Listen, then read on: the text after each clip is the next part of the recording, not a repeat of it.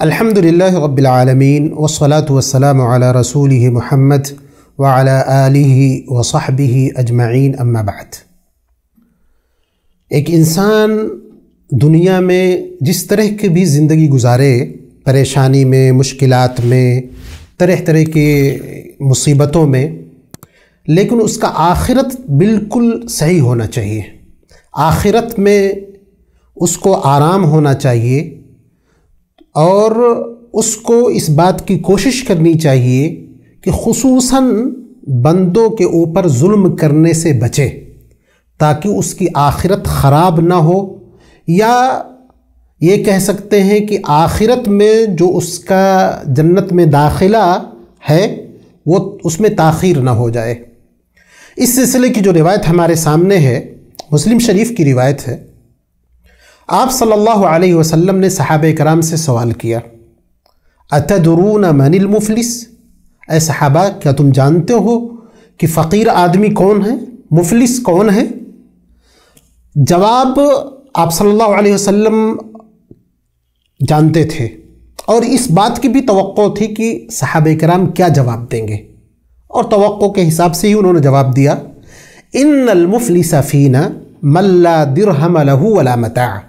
ہمارے نزدیک یا ہم میں سے فقیر اور مفلس آدمی وہ ہے جس کے پاس پیسے نہ ہوں اور دنیاوی ساز و سامان نہ ہو۔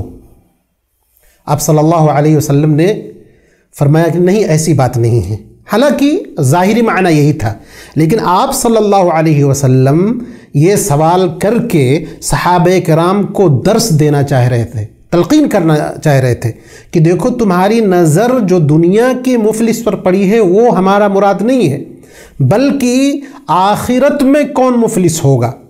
تو آپ صلی اللہ علیہ وسلم نے فرمایا، ان المفلس من امتی، مفلس اور فقیر آدمی میری امت کا وہ ہے، من یأتی بصیام وصلاۃ وزکاۃ، قیامت میں اس کے پاس نیکیوں کا انبار ہوگا، نماز، روزہ، جتنے بھی نیکیاں ہوتی ہیں وہ تقریباً اس کے پاس ہوں گی، بلکہ بعض روایت میں آتا ہے کہ دور سے دیکھنے پر ایسا لگے گا کہ اس کے یہاں نیکیوں کا انبار ہے، نیکیوں کی ایک پہاڑی ہے اس کے پاس، لیکن ساتھ ہی ساتھ وَيَأْتِي قَدْ شَتَمَ هَذَا وَأَكَلَ مَالَ هَذَا وَسَفَكَ دَمَ هَذَا وَقَذَفَ هَذَا وَضَرَبَ هَذَا، لیکن ساتھ ہی ساتھ اس کے پاس ظلم کی ایک لمبی رجسٹر ہوگی، کسی کو مارا ہوگا، کسی کے اوپر تہمت لگائی ہوگی، کسی کا خون بہایا ہوگا، یعنی مختلف قسم کے ظلم اس کے ذمہ ہوں گے،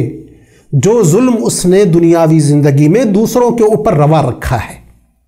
اس کے بعد کیا ہوگا؟ یہ سارے ظلم ہیں، ایک طرف ساری نیکیاں ہیں، بہت زیادہ تعداد میں نیکیاں، ایک طرف یہ چھوٹے چھوٹے یا مختلف قسم کے ظلم ہیں۔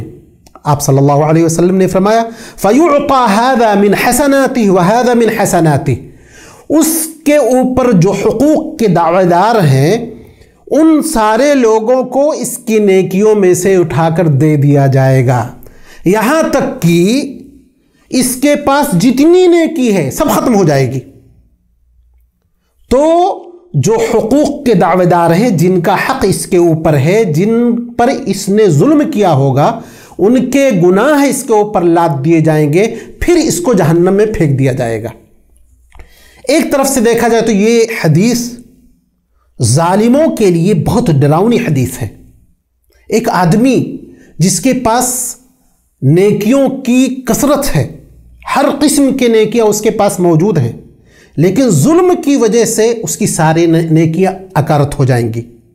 اور دنیا میں تو یہ ہے کہ انسان کسی کا حق ادا کر رہا ہے اگر، تو اس کو پیسوں کی ضرورت ہوگی، کچھ نہیں، کسی کو گالی دیا ہے تو معافی طلب کر لے، معافی مانگ لے، کسی کو مارا ہو اور سامنے والا چاہے کہ وہ قصاص لے، یعنی مار کر کے اپنا بدلہ پورا کرے، اس کو اختیار ہے۔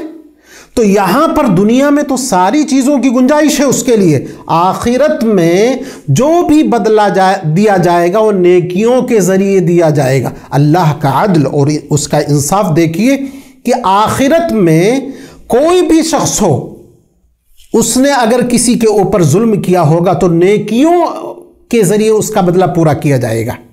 اور آپ جانتے ہیں کہ آخرت میں آپ کا کتنا بھی سگا ہو، آپ سے کتنا بھی محبت کرنے والا ہو، آخرت میں ایک نیکی آپ کو نہیں دے سکتا۔ آپ کی بیوی، آپ کے والدین، آپ کی اولاد، ان میں سے کوئی بھی آپ کو ایک نیکی نہیں دے سکتا، اور اتنی زیادہ نیکیاں تو بہت دور کی بات ہے۔ تو ایک بات یہ، دوسری بات یہ ہے مظلوموں کے لیے بہت ہی خوشخبری کی بات ہے کہ دنیا میں جن لوگوں کے اوپر ظلم ہوا ہے تو ان کو ان ظلموں کے بدلے اللہ تبارک و تعالی بلند مقام عطا کرے گا، نیکی عطا کرے گا۔ تو ہم کو اس حدیث کے روح سے کم از کم اللہ کی مخلوقات پر ظلم کرنے سے بچنا چاہیے۔ اور اللہ کا عدل یہ ہے، روایت میں آتا ہے اگر بغیر سینگ کی بکری کو سینگ والی بکری نے مارا ہوگا تو اللہ تبارک و تعالی اس سے بدلہ دلوائے گا۔ آپ سوچ سکتے ہیں کہ یہ بے عقل جانور جن کی پکڑ نہیں ہے، لیکن اللہ اپنی عدل و انصاف کو دکھانے کے لیے، اور یہ کہ اللہ تبارک و تعالی کا عدل و انصاف ہر حال میں قائم ہے اور اپنی جگہ پر مضبوط ہے، اللہ تبارک و تعالی یہ کر کے بھی دکھائے گا۔ تو ہم انسان ہیں، عاقل ہیں، ہمارے سلسلے میں تو عدل و انصاف کا پیمانہ اور اعلیٰ ہے اللہ تبارک و تعالی کا۔